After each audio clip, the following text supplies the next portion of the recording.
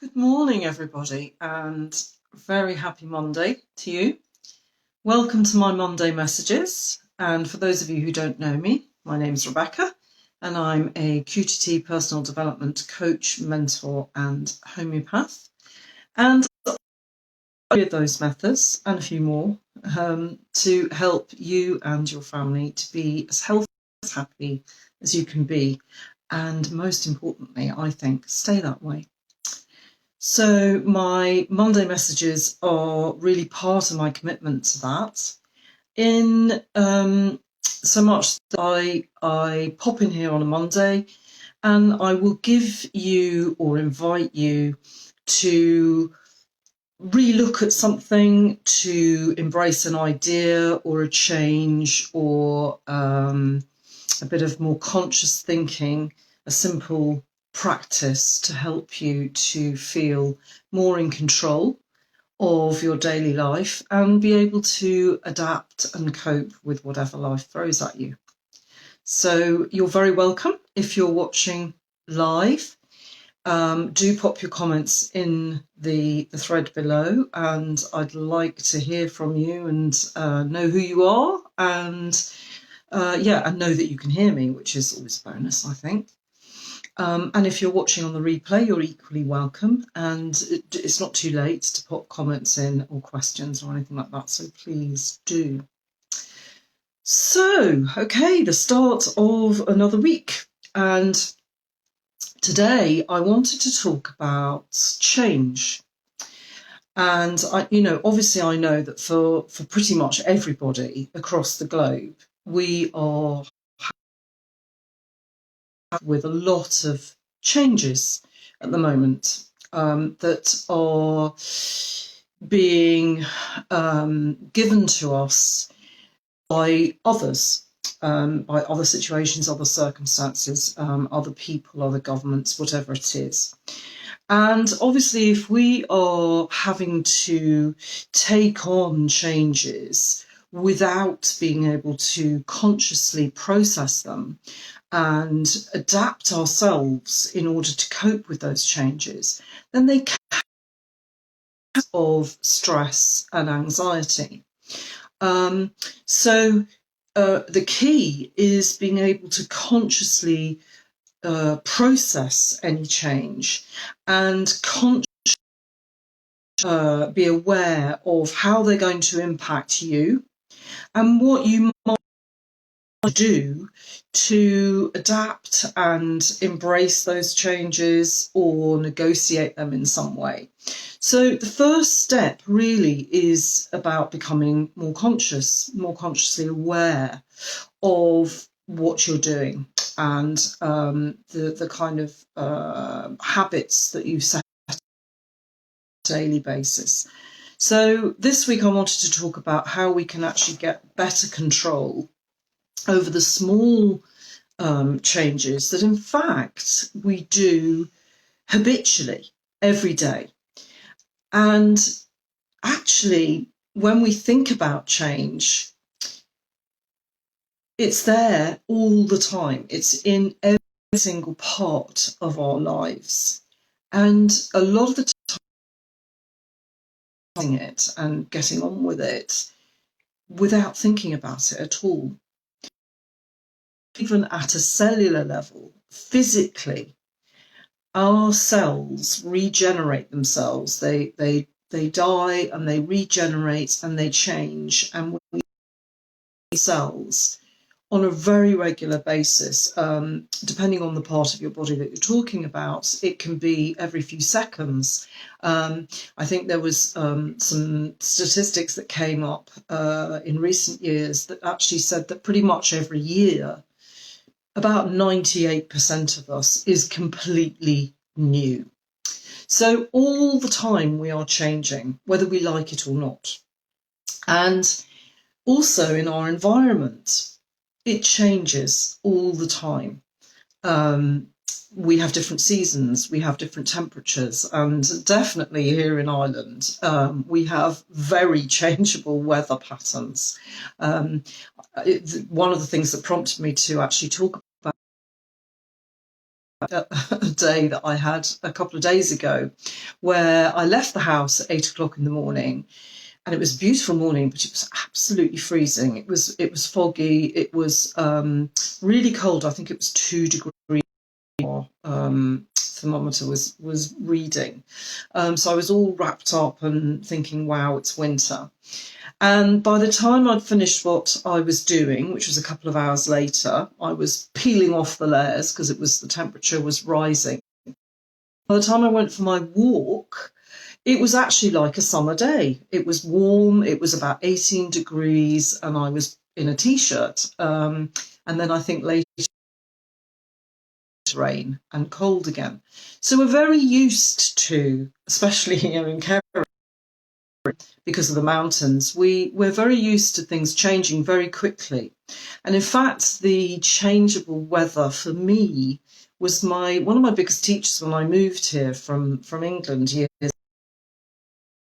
He taught me how to seize the moment, be conscious of how the weather was changing, and actually to respond to it, to actually what's that old expression, making hay, to actually down tools if I was able to, and go out and enjoy the lovely sunshine when it came. Now I can see somebody's there. I can't see who you are. I'm really sorry. Facebook isn't being very good today, so I don't know. But whoever you are, you're very welcome. Maybe introduce yourself and let me know. So yes, changes, they are happening all around us, and mostly we take them for granted. Subconscious is very clever at enabling us to do that, because we couldn't consciously cope with all the time. We'd be overwhelmed. So hi, Linda, you're very welcome. Good morning to you. Thanks for introducing yourself. Talking about change and actually being able to be conscious of the changes that are happening around us, to choose more consciously, to be aware of things that we're perhaps doing automatically, and just work out whether they're actually serving us or not, whether they're actually helping us, and whether the things we actually need to be doing, don't need to be doing, perhaps need to be a bit more conscious of. Another thing that happened to me recently, which was about this today, I go to a Qigong part of for years, probably a decade actually, and I go every Friday morning, and it's not far from me, and I go, it takes me like 10 minutes to get there, and I always go this, as I'm coming from my house every time, and I'm going straight there. Last week I had to go and do something, so I actually had to go a kind of circular route, and I ended up approaching my Qigong class location from a completely different way. And it really brought me up short, because I had to pay attention. I had to really notice my route. It's not a road I've never been down before. It's just that I don't normally from that direction. But this time I had to pay attention. I had to really look for the turning that I needed to take, which is something I never normally do. And everything looked kind of a bit different. And so that made me much more mindful of what I was doing, much more mindful of my surroundings, noticed, houses. My mind was kind of searching for signposts, if you like. And it just really made me conscious of all the things that I do on a daily basis, kind of without even thinking, and how easy it is to actually bring those things into my conscious mind by just mixing it up a bit, by doing things like maybe approaching things from a different direction, doing them maybe in a slightly different order, doing them maybe at a different time of day, or even thinking, do I need to do that at all every day? Maybe I could do it every second day. And by doing those things, by just actually consciously choosing those little changes, then we become conscious of the things that we've been doing subconsciously. Now, obviously, when we think about driving, it's a pretty good analogy, actually. I don't know how many times you've maybe come out of your driveway and turned right without, or left without thinking about it, because that's the way you would normally go to, on a daily basis, maybe to drop the kids at school or to go to work or, whatever it is, to go to the shops, and then thought, oh, what am I doing? I don't need to go right at all. I actually need to go left. Because our subconscious mind has kicked in and gone, right, okay, this is something we do every day. Don't worry, you don't need to think about it. I will do it for you. And that's what we do with lots of other things daily as well.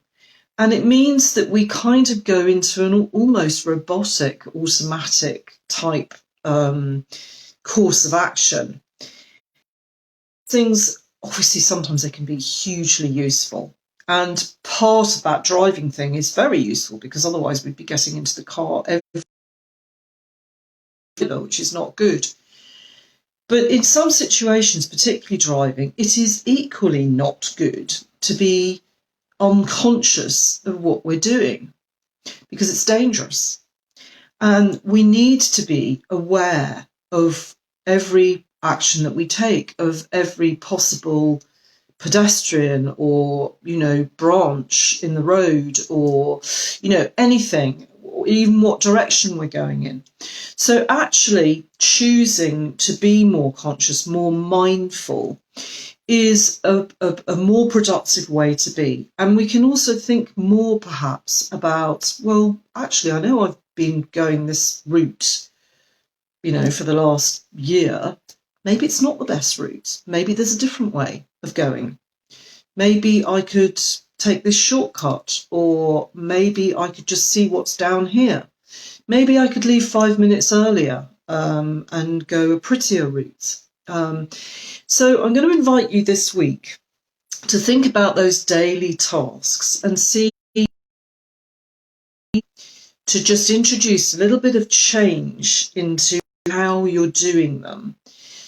And that means sometimes a little bit of discomfort. One thing that springs to mind, which I learned from a great coach years ago, is just try, for example, cleaning your teeth with the non-dominant hand. So if you're right-handed and you automatically clean your teeth with your right hand, and it's particularly good to do that first thing in the morning, because what we're doing is we're exercising the communication between the two halves of our brain, the right side and the left side. That communication needs to flow, fully conscious, and to be creative and to make good decisions, and to be able to process information, actually. So it's a bit like a muscle. If we don't do it enough, if we do everything automatically, we're not really exercising that muscle, and it gets lazy. And if we are asked to come out of our comfort zone or actually think about something a little bit, it can make us unnecessarily uncomfortable, and maybe a bit anxious and a bit stressed. We don't want that. That's not a comfortable state to be in on a long-term basis. So exercising that muscle is a good thing. My son was diagnosed years ago as a child with dyslexia, and we did a lot of work with him, a lot of daily exercises and things, and it's almost indetectable now, actually, I'm happy to say. But one of the easy things that we did, which really helped him, was a daily exercise of some sort that was exercising that right-left brain thing. So sometimes it was throwing a ball up in the air with one hand and catching it with the other and doing it from hand to hand. Sometimes it was doing it from one person to another and deliberately choosing your non-dominant hand to catch the ball with. The toothbrush thing is very much the same domain. It's about having to consciously think about the action that you're doing, both on a mental, emotional level and also on a physical level, that connection between brain and muscle. It just exercises that flow and that communication. So that's what I want to encourage you to do this week, is to think about any little daily exercises or journeys or actions or anything that you do that perhaps has got a bit kind of automatic and a bit subconscious, and see how you can introduce a little change to actually bring it into your conscious mind more. And then you can think about whether you want to maintain that change, whether you want to maintain that action or that time that you do it or that way that you do it. And once we do that, it not only exercises that communication, we're mindful of everything that we're doing and the way that we're doing it, and realizing that we actually can choose how we do things and when we do things and how things affect us. And so if we can do that with the little changes, we can also do it with the big changes, the changes that we actually don't have much control over. We don't have control over the changes themselves, but we do have control over how we receive them and what we do to adapt to them. And that, for me, is the definition of health, is our ability to adapt to changes and make them work for us. So I hope that makes sense. I would love you to share any kind of little habits that you can think of that you could perhaps do with a different hand. The toothbrush thing being one of them, or perhaps, familiar journeys that you do on a daily basis. How could you mix it up and maybe choose a slightly different route? Anything at all. It would be really helpful for others as well to hear. Get on with it. So I wish you all a fantastic week. And introduce those little changes, and then you'll be able to cope with the big changes better. If you'd like to know how to work with me or how I work, or you'd like to have a chat with me one-to-one, then do pop to my website, and the address is in the post with this video, and you can register for a free call there, and we can have a talk about how I may be able to help you, either one-to-one or with one of my courses, or just maybe simply by just having that chat. Okay, thank you so much for watching. Take care. Bye.